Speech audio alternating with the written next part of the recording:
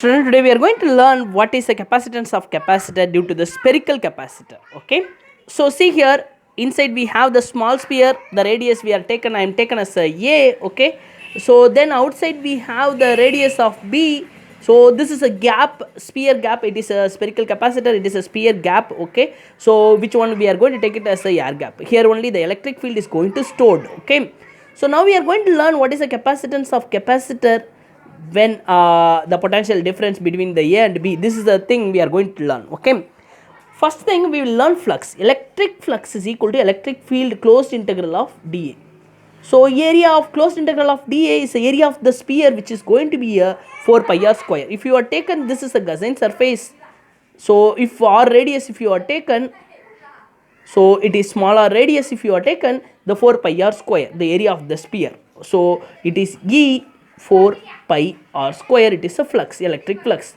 So in case here will be the cos theta, so area vector and a Gaussian surface will be perpendicular, and area vector electric field will be in the same direction. So that is the reason the cos 0 degree will give the electric flux as a maximum. Okay, in this particular point, area vector this side, electric field this side, angle between these two is a 0 degree. Okay, that is the reason here cos 0. Okay, so we'll get as a flux as a maximum. According to the Gauss theorem, so we'll get as the electric flux is equal to q divided by epsilon naught. So both is representing as a electric flux. Just you can equal equation 1 and 2, E 4 pi r square, it is q divided by epsilon naught. So finally from this equation we'll get as a E is equal to 1 divided by 4 pi epsilon naught q divided by r square. I got what is the electric field. So actually we want what is the capacitance of capacitor. So voltage difference between A and B. The small sphere have more voltage compared to the big sphere. Okay, so voltage of B minus voltage of A is equal to minus E times of dr. It's a integral. Okay, again I will repeat, E is equal to relation between E V R, it is E is equal to V divided by R. So the same thing, it is E is equal to dV by dr, also we can take it, the minus sign which is going to represent when we are relating these two equation. Okay, so V is equal to E dr. Okay, just when we are taken dr as this side, so V is equal to E dr. So limit the charge, imagine the charge I am bringing from infinity to this point, otherwise B to A. Okay, from B to A, the integration limit the charge bringing from B to A. Okay, now already we know E value, just I am going to substitute in this equation. Already we know what is E is 1 divided by 4 pi epsilon naught q divided by r square. So minus closed integral of integral of A to B, E value is 1 divided by 4 pi epsilon naught q divided by r square dr. So from denominator I am taken as r as a numerator, will get r minus 2. So minus B A 1 divided by 4 pi epsilon naught q. So r minus 2 dr, we got the equation. Okay, now constant I am taken outside. So when we are taken as a constant outside, it's minus q divided by 4 pi epsilon naught. It's closed integral of B to A r minus 2 dr. Integration formula, integration of x dx, power is n, so x n plus 1 divided by n plus 1. So we will get here integration of r minus 2 dr, so r minus 2 plus 1, it is minus 2 plus 1. So we will get as r minus 1 divided by minus 1.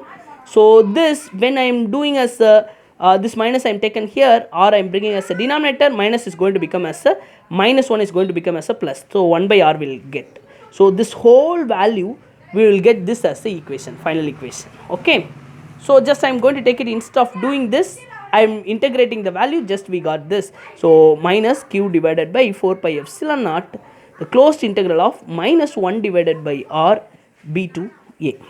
So this minus I am taken inside, this minus is going to become as a plus. So is equal to q divided by 4 pi epsilon naught, it is instead of r you can substitute as a, instead of b you can substitute as a instead of r you can substitute a, then you can substitute b. Okay, so it is a minus is going to become as a plus, so 1 divided by a minus 1 divided by b. So higher limit minus lower limit. Okay, we got what is the potential difference, Va minus Vb. Now capacitance of capacitor for spherical capacitor, so C is equal to it is q divided by Va minus Vb. Va minus Vb. So how we got this equation? Q is directly proportional to V, Q is equal to CV, so C is equal to Q divided by V. P here it's going to be the potential difference between A and B.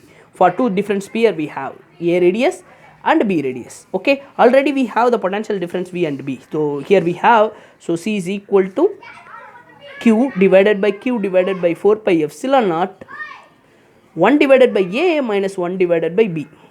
Q get cancelled, denominator directly will come into the numerator. So C is equal to 4 pi epsilon naught divided by 1 by A minus 1 divided by B. Just I am taken cross multiplication LCM, I am taken 4 pi epsilon naught. So it is B minus A divided by BA. So denominator directly will come into the numerator. So the capacitance of capacitance, the final value C is equal to 4 pi epsilon naught. It is B minus A divided by AB. Okay. So after this step, you can do it as a denominator you can bring as a numerator. So C is equal to 4 pi epsilon naught AB divided by B minus A.